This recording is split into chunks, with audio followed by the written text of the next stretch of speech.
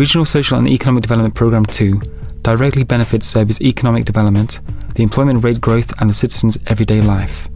The project is intended to provide technical and financial assistance to the regional development agencies across Serbia.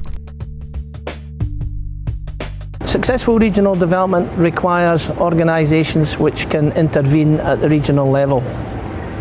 In some countries, a few countries in Europe, you have forms of government at that level.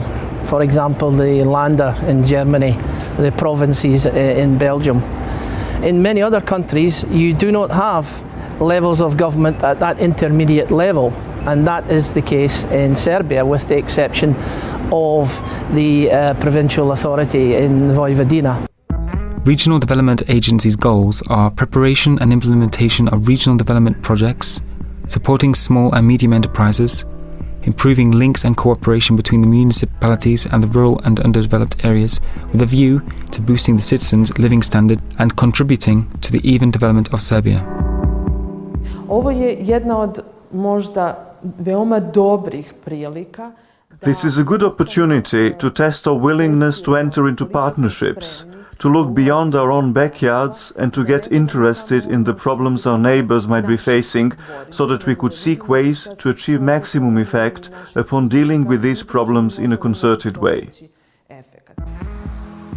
Municipalities, regional development agencies, clusters, industrial associations, chambers of commerce and educational institutions across Serbia have all applied via 2 public calls for proposals for EU grants offering up to €1 million per project.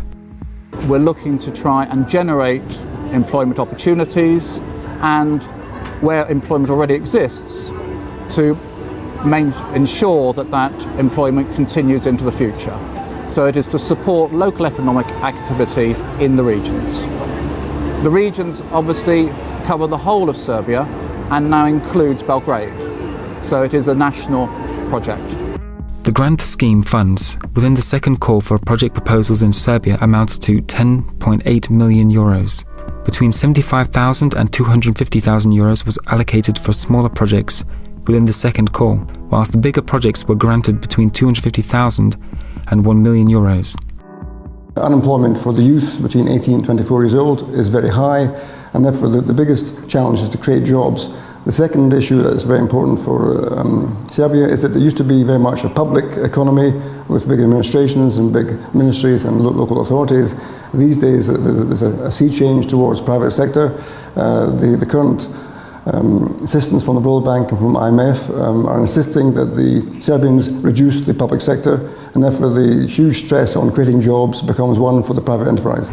So that you require organisations that can intervene at the regional level, and if you don't have elected government at that level, then you require to create other organisations that can do that. In Serbia, the organisations which currently are able to do that are the regional development agencies.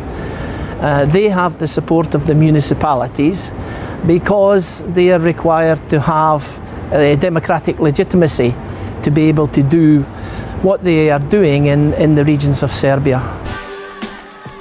Serbian Deputy PM for the European Integrations Božidar Đelić and the head of the EU delegation to Serbia, Vincent de Geer, signed a financial agreement on the National Programme for Serbia, with the aim of helping Serbia's institutional building in 2010 by means of 28 projects approved by the EU within the IPA programme.